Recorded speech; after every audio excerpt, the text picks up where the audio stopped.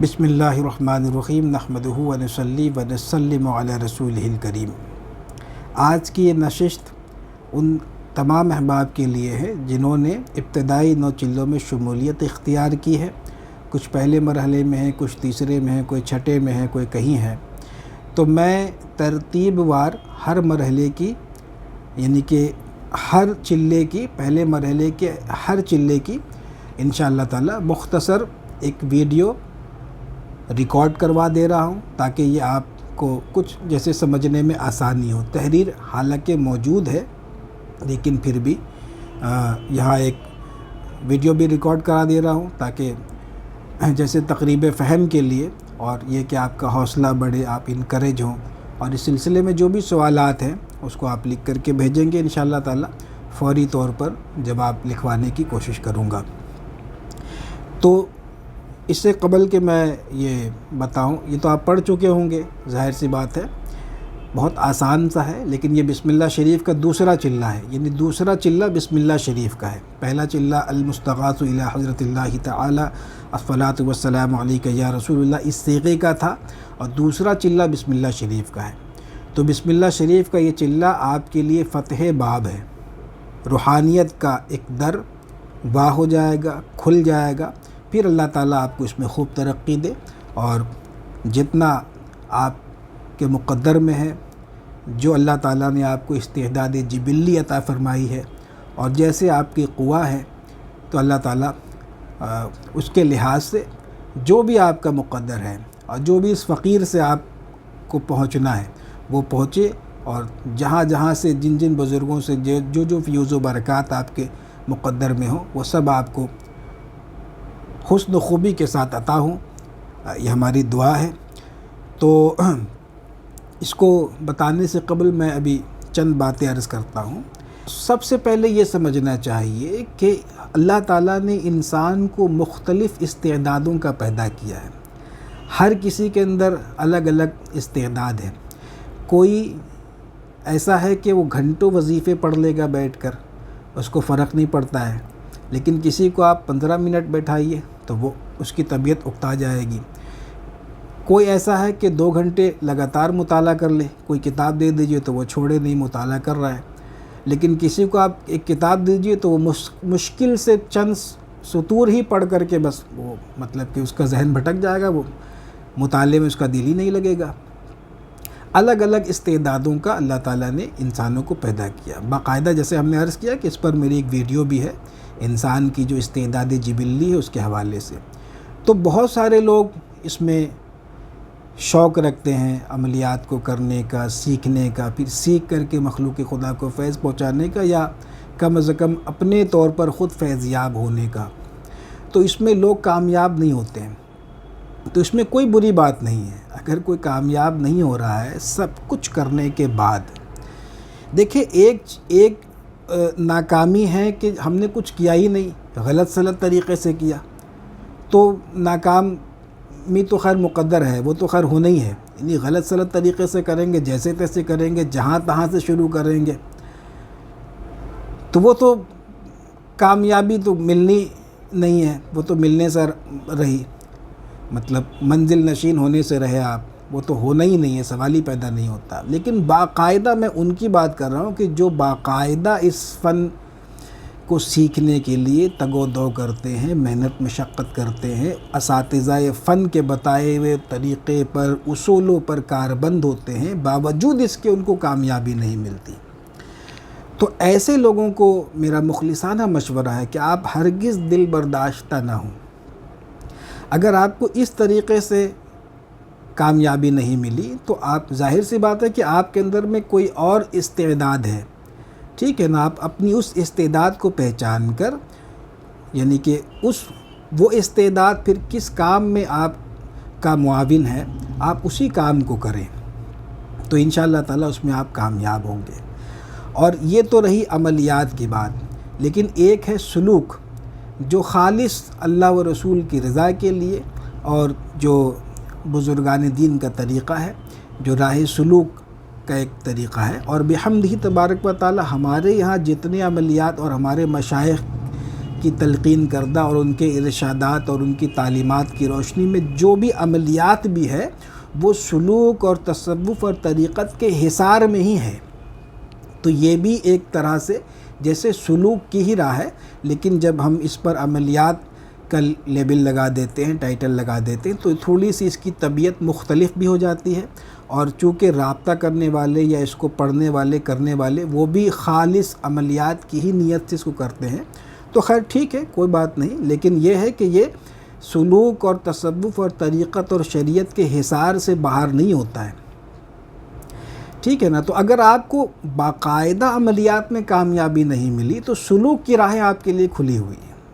سلوک کی راہیں آپ کے لیے کشادہ ہیں، آپ اس میں محنت کرتے رہیں، ٹھیک ہے نا، اور باقاعدہ آپ عامل نہ بن سکے، آپ کوئی دوسرا اپنا وہ دیکھ لیں کہ جس میں آپ کامیاب ہو سکتے ہیں۔ وقت ضائع کرنے کے بجائے آپ دوسرے ان چیزوں میں اپنا وقت لگائیں، پیسہ لگائیں جس میں آپ کی استعداد جبلی معاون ہے، جس کام کو آپ بآسانی کر سکتے ہیں۔ تو ایسے بہت سارے لوگ ہیں جو ابتدائی 9 چلوں کو کرنے کے بعد پھر وہ دوسرے مرحلے میں شامل نہیں ہوئے، یا وہ کسی بھی قسم کا پھر وظیفہ یا عمل کرنے کا پھر پوچھتے نہیں، لیکن باقاعدگی سے جتنا انہوں نے کیا ہے اس پہ کاربند ہے، اس کو کرتے رہتے ہیں، اور ان کو بعض مختلف چھوٹی بڑی علوی دعاؤں کی اجازت فقیر نے دے دی، وہ پڑھتے رہتے ہیں بے فضل ہی تبارک و تعالی، اس سے ان کے سب کام بند رہے ہیں، ٹھیک ہے نا، زندگی معمول پر ہے، ترقی کی راہیں استوار ہیں ان کے لیے، سب کچھ ہو رہا ہے۔ تو کچھ ایسے بھی لوگ ہیں جن کے قوا اور مضبوط ہوں گے، جن کو اللہ تعالیٰ نے مزید استعداد عطا کی ہے کہ وہ اس سے بھی زیادہ کرے، ترک حیوانات کرے، ترک جلالی جمالی کرے، تو پھر وہ دوسرے مرحلے میں یا اس قسم کے اور